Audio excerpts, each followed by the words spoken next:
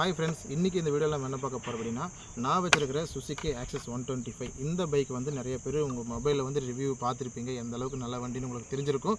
But இருந்தாலும் நிறைய பேருக்கு தெரியாத ஒரு விஷயம் என்னவாக இருக்கும் அப்படின்னா, இந்த ஆக்சஸ் வண்டி வந்து ஹீல்ஸ் ஏறுமா அப்படிங்கிற டவுட் நிறைய பேருக்கு இருக்கும்.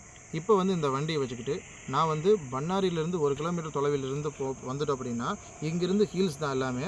ஒரு 27 பெண்ட் இருக்குது. இந்த 27 பெண்டையும் இந்த ஆக்சஸ் வண்டி எந்த அளவுக்கு நல்லா இழுத்து மேலே வண்டி இழுத்துட்டு போகுது அப்படிங்கிறது வந்து நீங்கள் தெரிஞ்சுக்கணும்.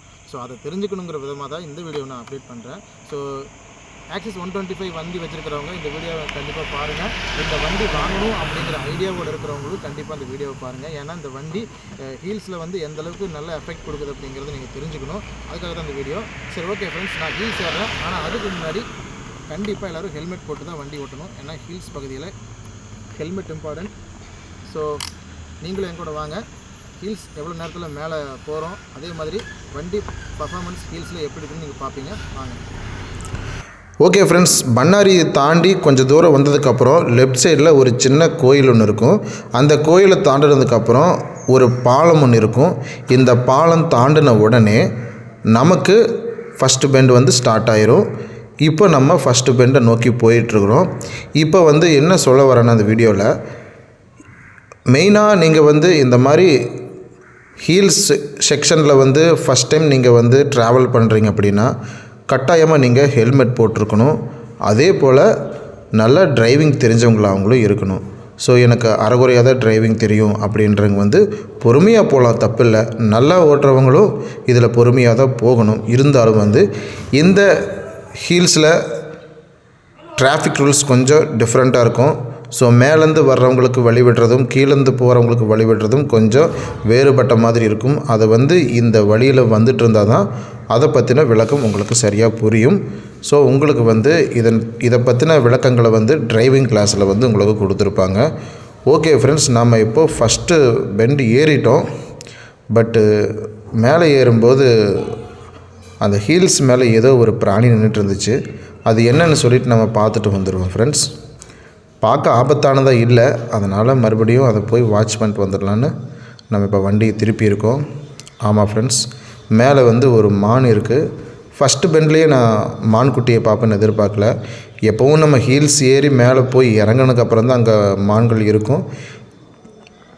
இங்கே மேலேயே மான்கள் இருக்குது. ஓகே, நம்ம மானை பார்த்தாச்சு. மான் இருக்கிறதுல கொஞ்சம் பெருசாகவும் இருக்குது, குட்டி இல்லை. இப்போ நம்ம ரொம்ப நேரமாக இங்கே நின்றுட்டு இருந்தோன்னா நிறைய வண்டி வந்துட்டுருக்கோம். அவங்களுக்கு நம்ம நிற்கிறது டிஸ்டர்பன்ஸாக இருக்கும். ஏன்னா ரோட்டுக்கு ஆப்போசிட்டில் நிற்கிறோம். இப்போ நம்ம ஸ்ட்ரைட்டாக கடந்து போய்கிட்டே இருப்போம். ஹீல்ஸில் வந்து போகும்போது ஒரு விஷயத்த நல்லா கவனமாக வச்சுக்கோங்க. எல்லாமே வந்து பார்த்தப்படின்னா எல்லா பெண்டுமே கொண்டை ஊசி வளைவு மாதிரி தான் கொஞ்சம் டிஃப்ரெண்ட்டான பெண்டாக தான் இருக்கும்.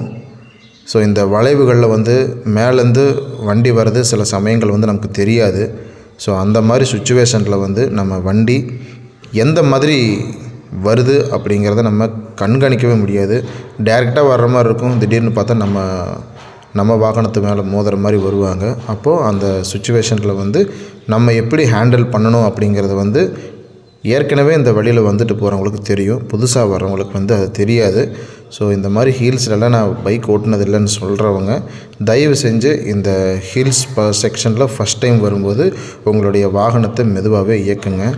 இப்போது நான் வந்து இந்த ஸ்கூட்டியில் வந்து போயிட்டுருக்கிறேன் அப்படின்னா என்னுடைய வேகம் வந்து ஏற்கனவே நான் ஸ்கூட்டி ப்ளஷர் வண்டி வச்சுருந்தேன். அந்த வண்டியில் வந்து ஹீல்ஸில் வந்து நான் மேலே ஏறும்போது பார்த்தப்படின்னா அதோட வேகம் வந்து 10லேருந்து 20 வரைக்கும் தான் வரும். ஆனால் இப்போ நான் வச்சுருக்கிற இந்த ஸ்கூட்டி, அதாவது ஆக்சஸ் 125 இந்த வண்டி 45லேருந்து 50+ வரைக்கும் வண்டி ஒரு நல்ல கெப்பாசிட்டி கொடுக்குது. பாருங்கள் ஃப்ரெண்ட்ஸ், இப்போ ஹீல்ஸில் வந்து 51 வந்து நம்ம போயிட்டுருக்கு நம்ம வண்டி. இன்னும் வந்து பார்த்தோம் அப்படின்னா ஹீல்ஸில் நம்ம அந்த பெண்டு மேலே ஏறும்போது நெத்து குத்தாக இருக்கும் இல்லைங்களா, அந்த கொண்டை ஊசி வளைவு, அதில் வந்து கொஞ்சம் ஸ்பீடு கம்மியாகுமோன்னு பார்த்தோம். ஆனால் அப்படியும் கம்மி ஆகலை. 30லேயே வந்து பார்த்தோம் அப்படின்னா நல்ல ஃபோர்ஸாக வந்து வண்டி இழுத்துக்கிட்டு மேலே போகுது. ஸோ நான் வந்து இந்த வீடியோவில் உங்களுக்கு வந்து பைக்கில் போகும்போது பைக்கோட சவுண்டோடு உங்களுக்கு கொடுக்கலான்னு தான் நினச்சேன். பட் ஆனால் இங்கே வர நிறைய வாகனங்கள் வந்து நம்ம வாய்ஸ்க்கு வந்து இடையூறாக இருந்துச்சு. அதனால் வந்து ஸோ அதெல்லாம் வேண்டான்னு சொல்லிவிட்டு உங்களுக்கு வந்து ஸ்பீடை மட்டும் பைக்கோட ஸ்பீடு மட்டும் உங்களுக்கு காட்டியிருக்கேன். ஸோ எந்த எடிட்டிங்குமே இல்லாமல் தான் இப்போ இந்த வாகனத்தை வந்து நான் ஓட்டிக்கிட்டு போயிட்டுருக்கேன். நீங்கள் ஃபுல்லாக வாட்ச் பண்ணிக்கோங்க. ஏன்னா நம்ம ஹீல் செக்ஷனில் வந்து எத்தனை பெண்ட் இருக்கும் அப்படிங்கிறத நீங்கள் பார்த்துக்கணும். இன்னொன்று வந்து பார்த்தோம் அப்படின்னா ஹீல்ஸில் வந்து நம்ம முக்கியமான ஒரு விஷயத்தை நோட் பண்ண வேண்டியது வரும். ஃபுல்லாமே வந்து பார்த்தோம் அப்படின்னா இயற்கை. ஸோ நம்ம ஸ்கூட்டியில் போயிட்டுருக்குறோம். ஸோ போயிட்டுருக்கும்போது நமக்கு வண்டியோட ஸ்பீடை மட்டுமே நம்ம கவனமாக வச்சு ஓட்ட முடியுமான்னு கேட்டால் இல்லை. நான் வந்து ஏற்கனவே இப்போ உங்களுக்கு வந்து வண்டி பெண்டுக்கு மேலே ஏறும்போது 30 ஸ்பீடில் வந்து இழுத்துட்டு போகுது. அதே போல் வந்து டாப் ஸ்பீடு வந்து 50+ வந்து கொடுக்குது. இதே ஹீல்ஸில் வந்து பார்த்தோம் அப்படின்னா ஒரு சில இடங்களில் வந்து வண்டி வந்து நேராகவே போகிற மாதிரியான ஹீல் செக்ஷன்ஸ் எல்லாம் இருக்கும். ஸோ அதனால் வந்து என்னென்னா எந்த சுச்சுவேஷனும் கொண்டும் நீங்கள் வண்டியோட ஸ்பீடை வந்து நீங்கள் டெஸ்ட் பண்ண வேண்டாம். காரணம் என்னென்னா நம்ம வந்து ஹீல்ஸில் வந்து வண்டி ஓட்டும்போது நமக்கு ரொம்ப சேஃப்டி இம்பார்ட்டண்ட். அதனால் வந்து நீங்கள் வண்டியில் போகும்போது இந்த மாதிரியான இயற்கைகளை வந்து ரசிக்க விருப்பப்பட்டீங்க அப்படின்னா உங்களுடைய வாகனத்தை அங்கங்கே நிறுத்தி நீங்கள் பார்த்துட்டு போங்க. ஸோ அப்படியும் இல்லைன்னா நீங்கள் பைக்கில் போகும்போது நீங்கள் மீடியமான ஸ்பீடில் வந்து முன்னாடி வர வண்டியும் கவனிச்சுக்கிட்டு சுற்றியும் இருக்கிற இயற்கையை வந்து நீங்கள் ரசிச்சுக்கிட்டு போகலாம். இதில் இன்னொரு மைனஸ் என்னென்னு சொல்லி கேட்ட அப்படின்னா இங்கே வந்து புலிகள் இருக்குது. அதனால் வந்து அதையும் மனசில் வச்சுக்கிட்டு நம்ம ரொம்ப நேரம் ஒரே இடத்துல நிற்கவும் கூடாது. ஒரு சில பேர் வந்து பயம் இல்லாமல் வந்து அங்கங்கே நின்று செல்ஃபி எடுத்துகிட்டு இருப்பாங்க. ஸோ நீங்களும் வந்து அவங்கள மாதிரி நின்று செல்ஃபி எடுக்கலாம் அப்படிங்கிற மாதிரி ஐடியாவில் இருக்க வேண்டாம். ஏன்னு நான் இதை சொல்கிறேன் அப்படின்னா இப்போ சின்ன பசங்க வந்து டிரைவிங் பண்ணுறாங்க. அவங்க வந்து ரொம்பவே ஃபாஸ்ட்டாக போவாங்க. அவங்களுக்கு வந்து கீழே விழுந்தால் என்ன ஆகுங்கிற அந்த உணர்வு இருக்காது. ஏன்னா ஏற்கனவே கீழே விழுந்திருக்க மாட்டாங்க. எனக்கு நல்லா பைக் ஓட்ட தெரியும் அப்படிங்கிற அந்த கான்ஃபிடென்ட்டில் போவாங்க. ஏதோ ஒரு சுச்சுவேஷனில் வந்து ஆக்சிடெண்ட் நடக்கும்போது அவங்களுக்கு தெரிய வரும் இனிமேல் வந்து நம்ம வாகனத்தை வேகமாக இயக்கக்கூடாதுன்னு. அதே மாதிரி தான் ஃப்ரெண்ட்ஸ் இதுவும் ஒரே இடத்துல நின்றுட்டு இருந்தோம் அப்படின்னா நமக்கு எந்த விதமான பிரச்சனையும் இல்லாத மாதிரி தான் தெரியும். பட் புலிகள் வந்து பதுங்கி இருந்து பாயிற ஒன்று.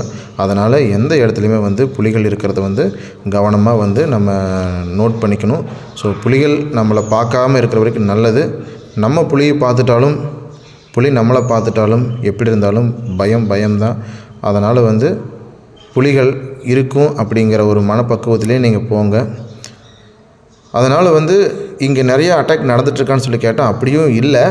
இருந்தாலும் வந்து ஒரு சேஃப்டிக்கு தான் நான் சொல்கிறேன். நீங்கள் வந்து ட்ராவல் பண்ணும்போது ஒரு இடத்துல நின்று ஃபோட்டோ எடுக்கணும்னு நினச்சிங்க அப்படின்னா டக்குன்னு ஃபோட்டோ எடுத்துகிட்டு அந்த இடத்த உடனே அந்த இடத்த விட்டு கிளம்ப வழியை பாருங்கள்.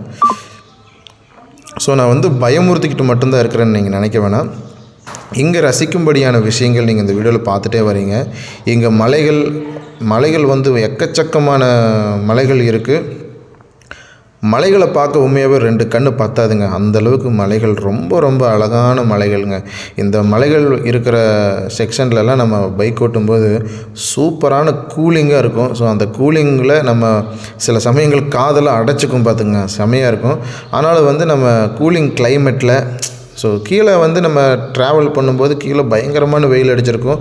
ஆனால் இந்த ஹீல்ஸ் வந்து ஒரு 10-20 பெண்டு மேலே ஏறினதுக்கப்புறம் இங்கே நல்ல ஒரு கூலிங் இருக்கும். அந்த கூலிங்க்கு வந்து காதே அடைச்சிக்கும். அதே மாதிரி இங்கே வித்தியாசமான நிறைய மரங்களை பார்ப்பீங்க. மரங்களும் வித்தியாசமாக இருக்கும். மரங்களுடைய வளர்ச்சியும் வித்தியாசமாக இருக்கும். அதே மாதிரி சுற்றி இருக்கிற இயற்கை சூழ்நிலைகளெல்லாம் அவ்வளவு ரசிக்கும்படியாக இருக்கும்.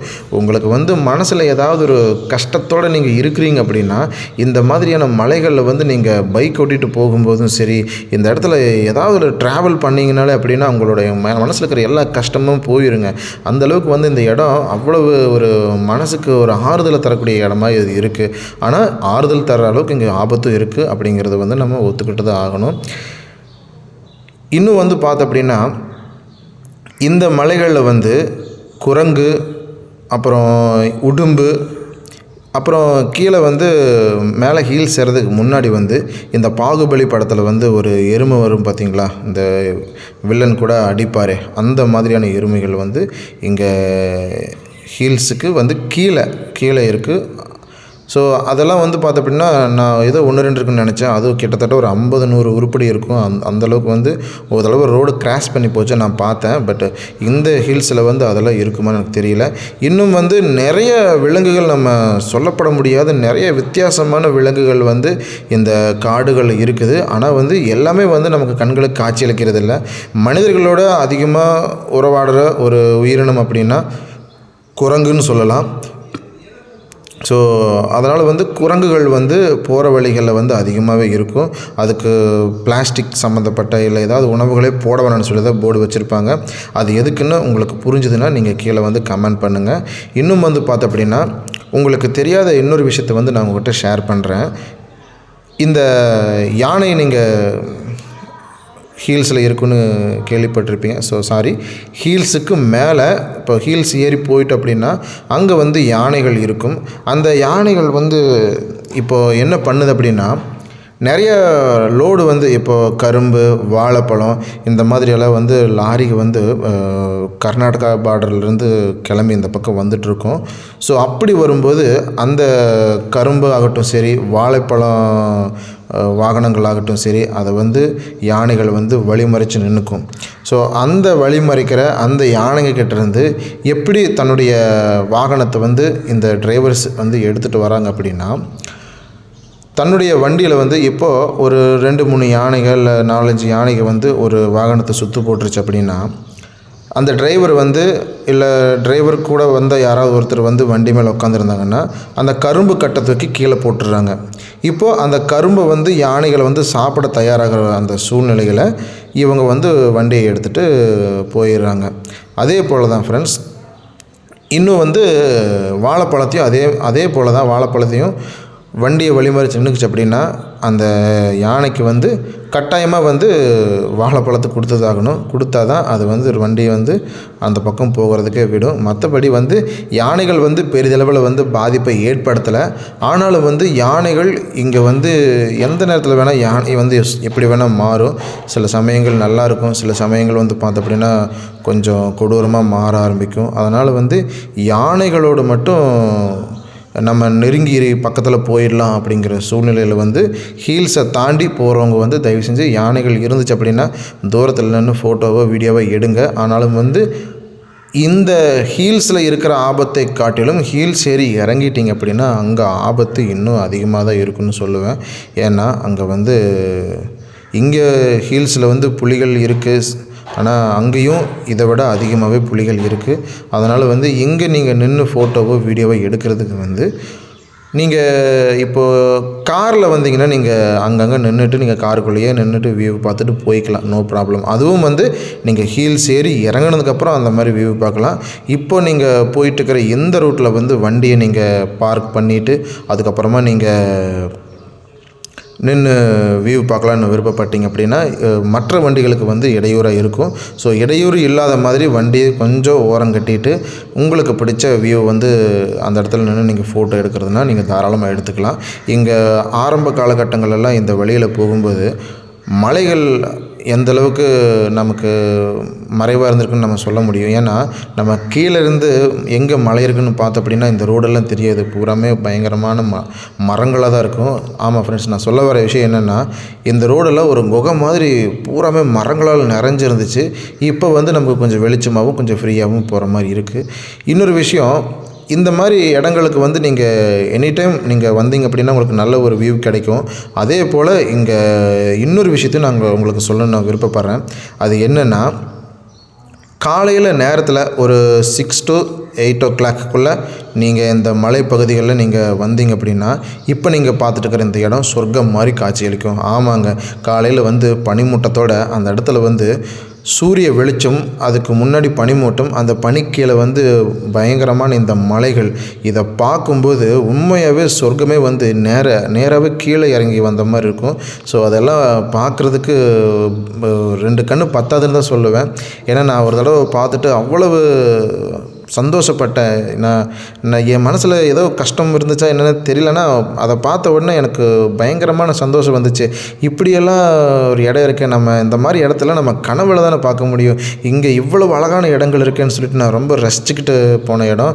ஸோ ஃபஸ்ட் டைம் வரவங்களுக்கும் இது புதுசாக தான் தெரியும், அடிக்கடி வர்றவங்களுக்கும் இது புதுசாக தான் தெரியும். ஏன்னா மலைகளில் நம்ம ட்ராவல் பண்ணி போகும்போது நம்ம பார்க்குற ஒவ்வொன்றுமே வந்து பார்த்தோம் அப்படின்னா ரொம்ப அழகாக தான் இருக்கும். ஏன்னா ஹில்ஸில் போகிற ரைடு பண்ணுறது தனி சுகம்னு தான் சொல்லுவேன். ஸோ நீங்கள் பைக் ட்ராவல் பண்ணிங்கன்னா கொஞ்சம் ரொம்பவே ஜாலியாக இருக்கும். ஸோ காரில் போனீங்க அப்படின்னா நீங்கள் ஃபுல்லாக என்ஜாய்மெண்ட் பண்ணிவிட்டு எல்லாத்தையுமே ரசிச்சுக்கிட்டு போகலாம். ஸோ உங்களுக்கு வந்து இங்கே என்னென்ன பிராணிகள் இருக்குது அப்படிங்கிறதையும் சொல்லிட்டேன். அப்புறம் என்னென்னா இங்கே வந்து என்னென்ன ஆபத்து இருக்குதுன்னு சொல்லிட்டேன். அதே போல் இங்கே ட்ராவல் பண்ணக்கூடிய முறைகளை பற்றியும் நான் உங்களுக்கு வந்து தெளிவாக சொல்லியிருக்கேன்.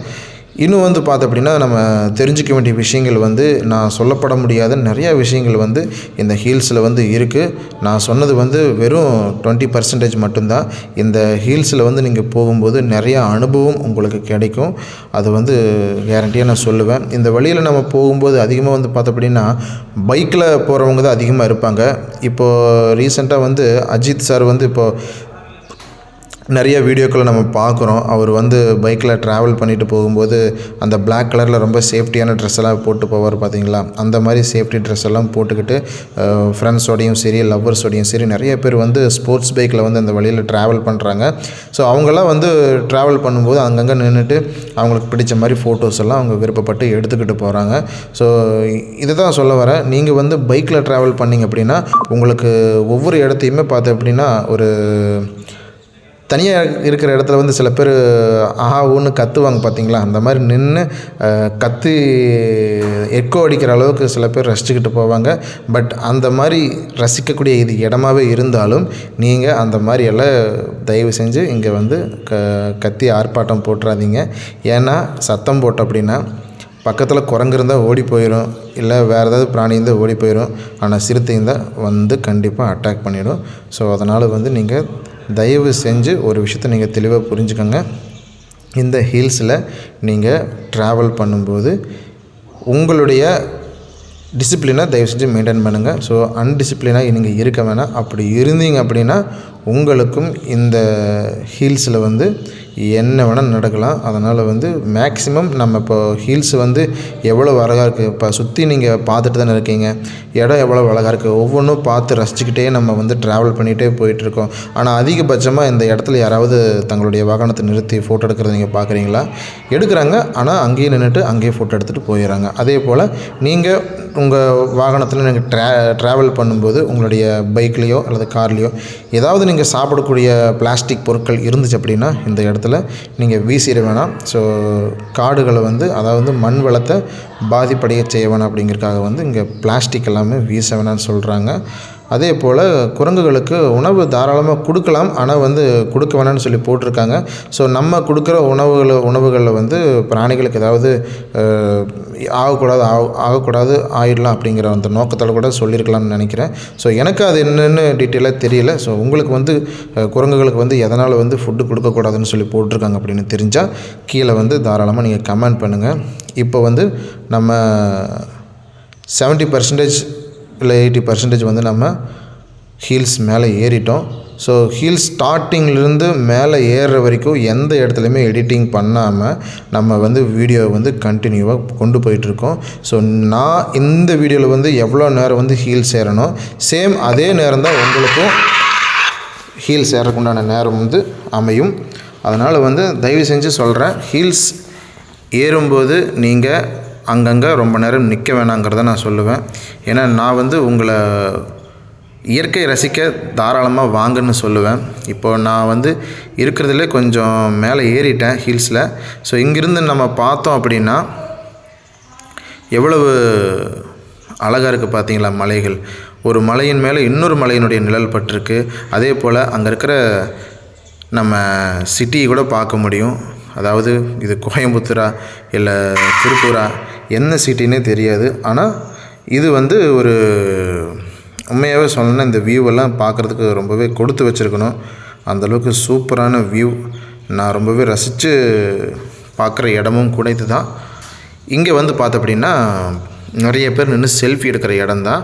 ஸோ நீங்கள் வர டைமில் யாராவது இங்கே நின்று செல்ஃபி எடுத்துகிட்டு இருந்தாங்க அப்படின்னா நீங்கள் தாராளமாக நின்று செல்ஃபி எடுக்கலாம்.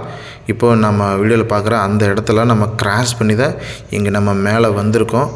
ஸோ உண்மையாகவே நீங்கள் வீடியோவில் வந்து இப்போது நீங்கள் பார்த்துட்ருக்கீங்களா அந்த பிளேசஸ் எல்லாமே மொபைலில் உங்களுக்கு பார்க்குறதுக்கு எப்படி இருக்கோ தெரியல. ஆனால் நேரில் பார்க்குறதுக்கு உண்மையாகவே கண் கொள்ளா காட்சியாக இருக்கும். நான் அது வந்து நிச்சயமாக உறுதியாக சொல்லுவேன். நீங்கள் இங்கே வந்தீங்க அப்படின்னா தாராளமாக என்ஜாய்மெண்ட் பண்ணலாம். அதுக்காகத்தான் நான் வந்து இந்த பிளேஸ்க்கு வந்து கட்டாயமாக வந்தீங்க அப்படின்னா நீங்கள் என்ஜாய் பண்ணிட்டு போகலாம். இன்னும் மேற்கொண்டு உங்களுக்கு ஏதாவது இந்த ஹில் செக்ஷனில் ஏதாவது தகவல் தெரிஞ்சுக்கணுன்னு விருப்பப்பட்டீங்க அப்படின்னா நீங்கள் கீழே கமெண்ட் பண்ணுங்கள். நீங்கள் எதை பற்றி வீடியோ போட சொல்கிறீங்களோ நான் வந்து அடிக்கடிக்கு இந்த ஹீல் செக்ஷனில் வந்து ட்ராவல் பண்ணுறது உண்டு. உங்களுக்கு இந்த ஹீல் செக்ஷனில் வந்து பர்டிகுலராக ஏதாவது தகவல் தேவைப்படுது, எதை பற்றியாவது வீடியோ போடுங்க அப்படின்னு நீங்கள் சொன்னீங்க அப்படின்னா நான் வந்து அதை பற்றி உங்களுக்கு ஒரு வீடியோவாக வந்து மேக் பண்ணி உங்களுக்கு கட்டாயமாக நான் அந்த வீடியோவை போட்டு விட்றேன். ஸோ நீங்கள் ஹீல்ஸுக்கு வரப்போகிறேன், நான் வந்து பார்க்க போகிறேன் அப்படின்னு சொன்னீங்க அப்படின்னா கீழே வந்து கமெண்ட் பண்ணுங்கள். அதே போல் வந்து இந்த வீடியோவை வந்து நம்ம எதுக்காக மேக் பண்ணோம் அப்படிங்கிறத தாண்டி இன்றைக்கி வந்து நான் ஒரு வேறு விஷயத்தை நான் பேசிகிட்ருக்கேன்னு நினைக்கிறேன். இங்கே வந்து பைபிளில் இருக்கிற ஒரு வசனத்தை வந்து எழுதி அங்கே விட்டுட்டு போயிருக்காங்க. இப்போ வந்து பார்த்தோம் அப்படின்னா ஹீல்ஸ்க்கு வர்றதுக்கு முன்னாடி உங்களுக்கு குளிர் அடிக்குமோ அல்லது உங்களுக்கு தேவையான உடைகள், ஷட்டரு இந்த மாதிரி ஏதாவது தேவைப்பட்டுச்சுன்னா நீங்கள் தாராளமாக கொண்டு வந்துடுங்க. ஸோ அப்படி கொண்டு வந்தீங்க அப்படின்னா உங்களுக்கு வந்து குளிர் தாங்க முடியலைன்னா தாராளமாக உங்களுக்கு யூஸ்ஃபுல்லாக இருக்கும். ஸோ 70-80% வந்து உங்களுக்கு என்னென்ன தகவல் கொடுக்கணுமோ கொடுத்துட்டேன். மேலும் உங்களுக்கு ஏதாவது தகவல் தேவைப்பட்டுச்சுன்னா கீழே வந்து கமெண்ட் பண்ணுங்கள். ஏன்னா அப்புறம் அதே போல் உங்களுக்கு இந்த இடம் நான் வந்து கண்டிப்பாக விசிட் பண்ண போகிறேன், நான் வந்து எனக்கு இந்த இடம் பிடிச்சிருக்குது அப்படின்னு நீங்கள் சொன்னாலும் நீங்கள் கீழே வந்து கமெண்ட் செக்ஷனில் நான் வந்து போகிறேன் அப்படின்னு நீங்கள் கமெண்ட் போடுறதும் போடாமல் இருக்கிறது உங்கள் விருப்பம். ஸோ உங்களுக்கு இன்ட்ரெஸ்ட் இருக்குது அப்படின்னா நீங்கள் வந்து கீழே வந்து கமெண்ட் பண்ணுங்கள். ஸோ அதே போல் இப்போது நம்ம வீடியோ வந்து சொன்ன மாதிரி தான். ஸோ அதிகபட்சம் 30-50 வரைக்கும் நமக்கு ஸ்பீடு கிடச்சிது. 30-50-51 வரைக்கும் ஸ்பீடு கிடச்சிது. உங்களுக்கு வந்து எல்லா வியூவையும் நான் காட்டிட்டு வர்றதுக்காக ஒரு 40 ஸ்பீடில் வந்து மெயின்டைன் பண்ணிவிட்டு நான் போயிட்டுருந்தேன். இன்னும் வந்து இங்கே 50 கிட்ட வந்து ஸ்பீடு இருக்குது. ஸோ அது எல்லாத்தையுமே வந்து உங்களுக்கு வந்து டோட்டலாக வந்து நான் உங்களுக்கு வந்து வீடியோ ஃபுட்டேஜில் வந்து காட்டிட்டேன். இங்கே நான் பைக்கில் வர்றதுக்கு எனக்கு என்ன டைம் எடுக்குதோ அதே டைம் தான் உங்களுக்கும் எடுக்கும். ஓகே ஃப்ரெண்ட்ஸ், இந்த வீடியோவில் உங்களுக்கு போதுமான தகவல் கிடச்சிருக்குன்னு நினைக்கிறேன். இப்போ நம்ம திம்பம் வந்தாச்சு, 27 பேண்டியும் மேலே ஏறியாச்சு. மேலே ஏறினதுக்கப்புறம் இந்த இடம் தான் இப்படி தான் இருக்கும். இங்கே ஒரு சின்ன பேக்கரி இருக்கும். ஸோ மேலே நம்ம வந்தாச்சு. மேலும் நம்ம வீடியோவோட எண்டுக்கு வந்துட்டோம். வாங்க ஃப்ரெண்ட்ஸ். ஓகே ஃப்ரெண்ட்ஸ், நாம் வந்து இப்போ திம்பம் ஹில்ஸ் வந்து ஏறிட்டோம். கீழே இறங்கும்போது ஒரு வீடியோ போட்டேன், இப்போ மேலே ஏறினதுக்கப்புறம் ஒரு வீடியோ. திம்பம் ஹில்ஸ் வந்து 27 பெண்டையும் நீங்கள் பார்த்துருப்பீங்க. அங்கே வண்டி என்ன மாதிரி பெர்ஃபார்மன்ஸ் பண்ணிச்சுன்னு நீங்கள் பார்த்துருப்பீங்க. ஸோ இதோட பெர்ஃபார்மன்ஸ் உங்களுக்கு பிடிச்சிருந்துச்சு அப்படின்னா வண்டி வாங்கலாமா வேணாமாங்கிறத நீங்கள் ரிவ்யூ பண்ணிக்கிங்க. ஸோ இன்னொரு விஷயம் என்ன அப்படின்னு சொல்லி பார்த்தீங்கன்னா திம்பம் ஹில்ஸ் மேலே ஏறினதுக்கப்புறம் இந்த டீ கடை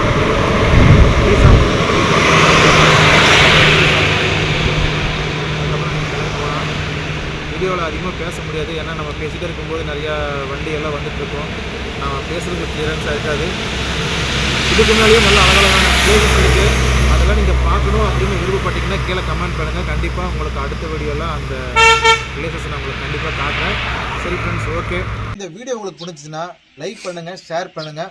மறக்காமல் நம்ம TA234 சேனலை சப்ஸ்கிரைப் பண்ணிவிடுங்க. கூட பெல் ஐக்கன் வரும், அதையும் சேர்த்து நீங்கள் கிளிக் பண்ணிட்டீங்க அப்படின்னா நம்ம சேனலில் எந்த வீடியோ போட்டாலும் உங்களுக்கு உடனுக்குடன் நோட்டிஃபிகேஷன் வந்துடும். மீண்டும் அடுத்த வேலை சந்திப்போம். நன்றி.